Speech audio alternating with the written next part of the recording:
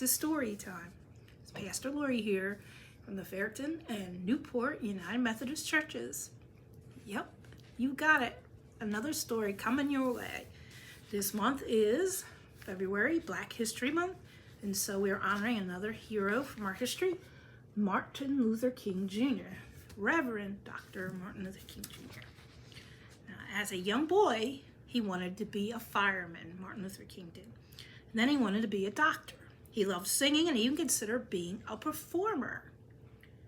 But Martin never thought he'd be a civil rights leader. When he was born, segregation was rampant in the United States. Black and white citizens did almost everything separately. Their families lived in different neighborhoods. Their children went to different schools. And whenever they had to do things together, like ride the same bus, black people were not treated fairly. Even as a child, Martin knew that this was wrong. He believed everyone deserved to be treated equally. When he became an adult, he would help lead the civil rights movement to end segregation. How did he go from dreaming of being a fireman to giving his famous "I Have a Dream" speech? What inspired him to end segregation and fight for equality? Let's find out more about his life and how he changed America. Martin was born January 15th, 1929 in Atlanta, Georgia. He was named after his father, the Reverend Martin Luther King Sr., a popular minister at Ebenezer Baptist Church. Martin's mother, Alberta, was trained as a school teacher. More than 60 years before Martin was born, slavery was legal in the South. It was one of the main reasons the Civil War began on April 12, 1861, and Abraham Lincoln was president. The North wanted to end slavery and fought against the South. One of President Lincoln's goals was to end slavery once and for all. He did many things to make this happen, including signing the Emancipation Proclamation. The North won the war, and slavery ended in 1865. The United States began Reconstruction era, and during this time, Southern states created black codes and Jim Crow laws. These were rules that required black citizens to do things separately from white citizens. Even if black workers did the same job as white workers, black workers were paid less. Over time, these laws became segregation laws, which was a form of racism. When Martin was born, segregation laws still existed. That was 1929, I think it said? Yep, 1929. So he experienced racism in his life even as a child. Martin's first best friend was a white boy, but his father told them they couldn't play anymore because Martin was black. So Martin was confused. He told his mother, and she explained these are how sometimes things happen under segregation. Martin felt very sad. He hoped segregation would end so he'd never have to lose another friend. Martin's childhood experiences of racism played a big role in the type of leader he would become. His life played a big role in the type of country America would become too. Martin grew up in a segregated neighborhood known as Sweet Auburn. It was one of the richest black communities in Atlanta. The King family had a beautiful house. Martin lived there with his grandparents and his parents, along with his older sister, Willie Christine. That was a nice name for a poor girl, Willie Christine, and his younger brother, Alfred Daniel. When the King children weren't helping at the church, they played outside and spent time with their mother, Mrs. King. She taught Martin and his siblings how to read and write. She also taught them how to play piano. The family loved singing gospel songs together. As a son of a preacher, Martin spent a lot of time at Ebenezer Baptist Church. Reverend King could be strict at times, but Martin admired his father. He was the first person Martin saw fight back against racism.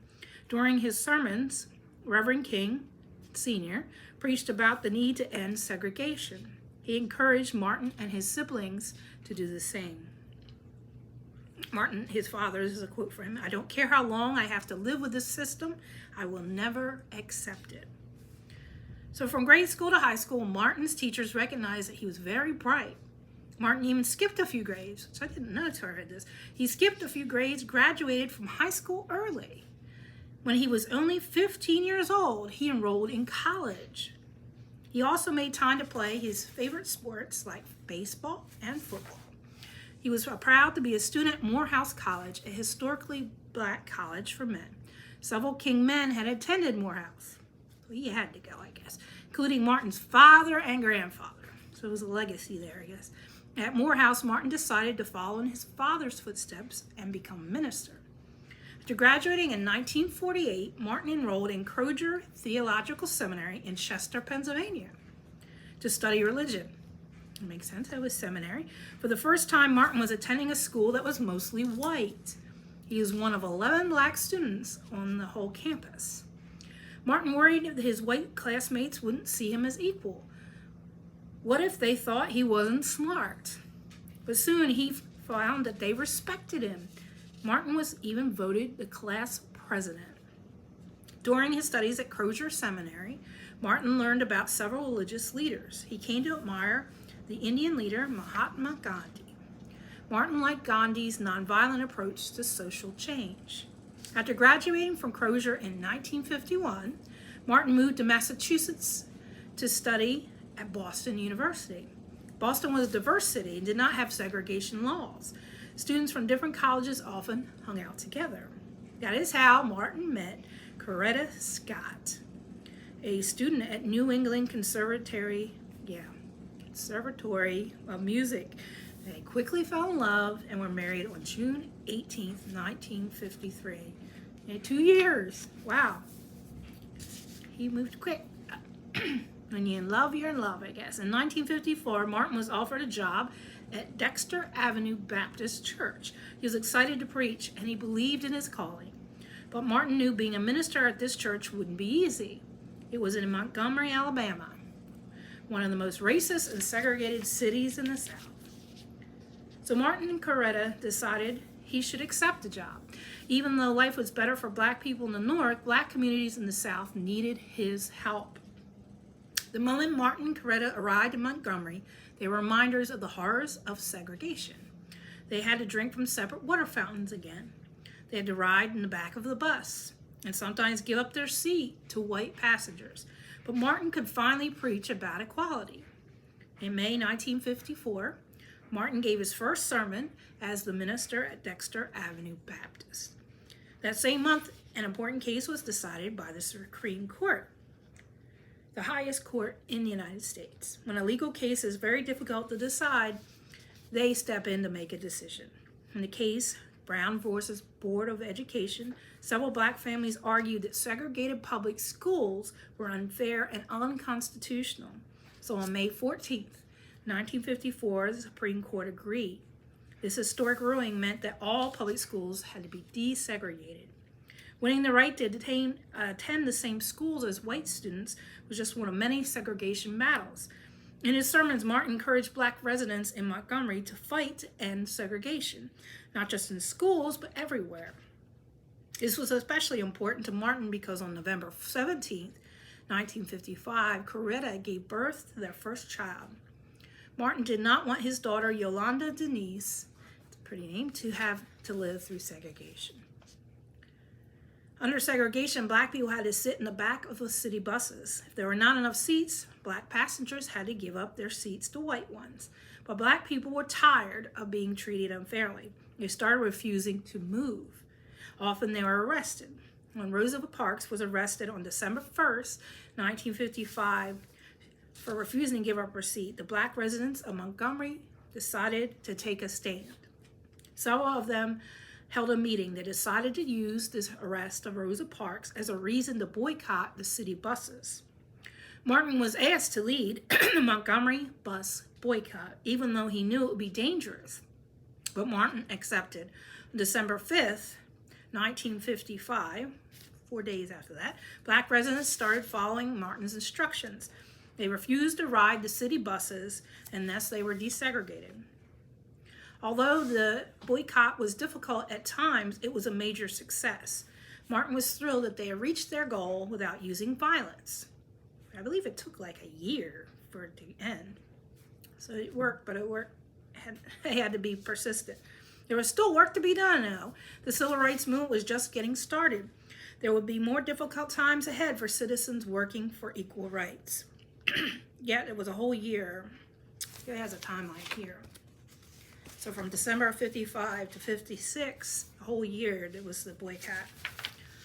Montgomery boycott showed the power of peaceful protest against segregation, and soon they appeared throughout the South. In January 1957, Martin went to Atlanta for a meeting with Bayard Rustin, Ralph Abernathy, Fred Shuttlesworth, and other black leaders. They formed the Southern Christian Leadership Conference, SCLC, a civil rights organization, and Martin was chosen as president.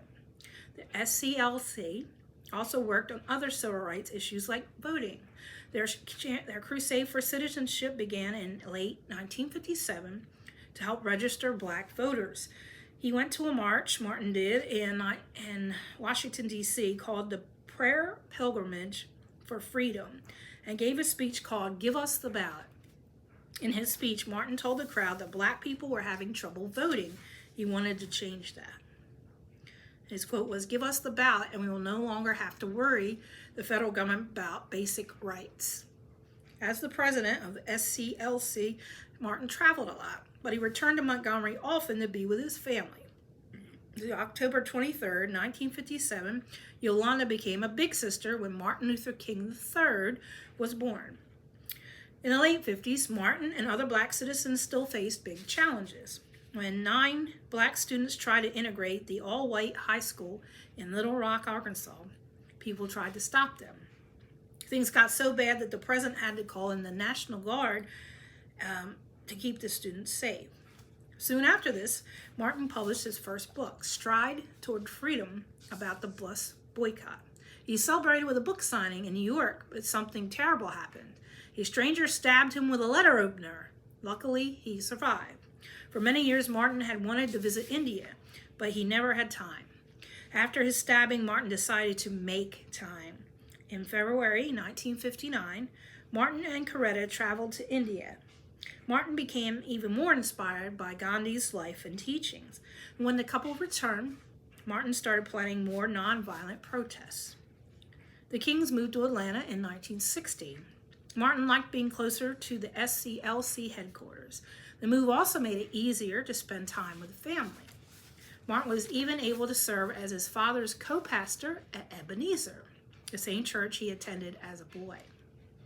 In Atlanta, Martin organized events like sit-ins. Sit-ins were nonviolent protests where people refused to move from segregated areas. Throughout the South, sit-ins were popular, especially in shops and restaurants.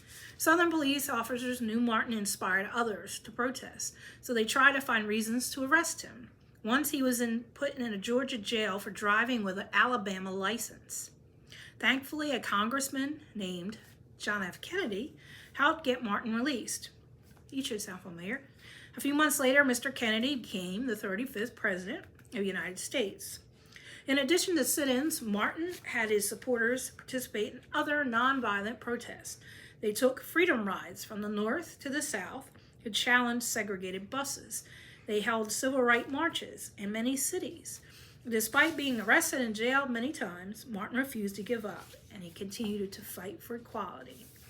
In some places like Birmingham, Alabama, things were worse for black people than other cities and other states. In 1963, Alabama's new governor, George Wallace, made it known he did not want segregation to end. Birmingham's Commissioner of Public Safety, Eugene Bull Connor, declared that he didn't care if protests were peaceful, he would order police to use violence. When Commissioner Connor heard the SCLC plan to come to Birmingham, he was furious. He made it illegal for Martin to protest there. Martin knew he risked being arrested and jailed, but he decided to protest anyway. He knew it was the right thing to do. Birmingham's black residents were excited that Martin was coming. Hundreds of people planned to boycott white businesses. Teenagers and children planned a march called the Children's Crusade. But as they prepared for a peaceful protest, Commissioner Connor ordered police to spray the crowd with fire hoses. Police dogs attacked protesters too. Many protesters were arrested along with Martin, including some of the young people from the Children's Crusade. As Martin sat in the jail, he wrote a letter about how bad things were in the South. His words were powerful. Despite what happened, he still did not believe in responding to violence with violence. His letter was read on national television. More people started to realize the need for change. Martin's letter from Birmingham jail is one of his most famous writings. The Birmingham campaign began April 3rd and lasted over a month. Martin and his supporters refused to give up. The protest ended on May 10th, after the business leaders agreed to end segregation in Birmingham. This Birmingham campaign showed America just how bad racism was in the South. And when the campaign finally ended, many former whites-only businesses had their first black customers. In June 1963, segregation signs that read "Whites Only" and "No Coloreds" began to be removed. The campaign was a success for the civil rights movement. Martin and his supporters believed it was time to push for change in one of the most important cities of the nation, Washington, D.C. Martin knew he had support in Washington. John F. Kennedy, the man who helped get him released from jail, was now president of the United States. President Kennedy also believed in equality. On June 11th, 1965, he gave a powerful speech about the violence that happened in Birmingham just a few months before. President Kennedy encouraged all citizens to work together to bring about change. On June 19th, President Kennedy introduced a new civil rights bill to Congress. If passed, the laws would end segregation in public places like schools and restaurants forever. Martin's efforts to promote this bill would lead to his most famous speech. Martin worked with other leaders to plan an event called the March on Washington for Jobs and Freedom. Many people helped plan the march, but Martin worked closely with 5 other leaders. Together they were called the Big Six. And here's a picture of all the gentlemen. There's Martin Luther King, John Lewis, A. Philip Randolph, Roy Wilkins, James Farmer, and Whitney Young. On June 22nd, 1963, the Big Six, I just mentioned, met with President Kennedy, to discuss their plans. They promised the event would be nonviolent. So President Kennedy gave his support, and the March for Washington for Jobs and Freedom was scheduled August 28th, 1963. 250,000 people came in support of the March on Washington. Around 80,000 of these supporters were white people. Strangers linked arms as they marched and they sang together. It was the largest showing of unity that America had ever seen. After several people gave performances and speeches, Martin addressed the audience. He shared with them his dreams for America. Martin's "I Have a Dream" speech is one of the most quoted speeches in the world. The March on Washington ended as the crowd sang the anthem of the civil rights movement, "We shall overcome. The time for change had come." And he uses a quote from his speech: "One day, little black boys and little black girls will be able to join hands with little white boys and little white girls as sisters and brothers." Sadly, President Kennedy died before seeing the rewards of his work. When he was assassinated on November 22nd, 1963, the nation mourned. On July 2nd, 1964, President Lyndon Johnson signed the Civil Rights Bill of 1964, honoring President Kennedy. After tireless work of many civil rights leaders and their supporters, segregation had ended in the United States officially. Martin was proud and thankful. On October 14th, 1964, Martin was awarded the prestigious Nobel Peace Prize. At 35 years old, he was among the youngest people to ever receive this prize. But his work wasn't finished yet.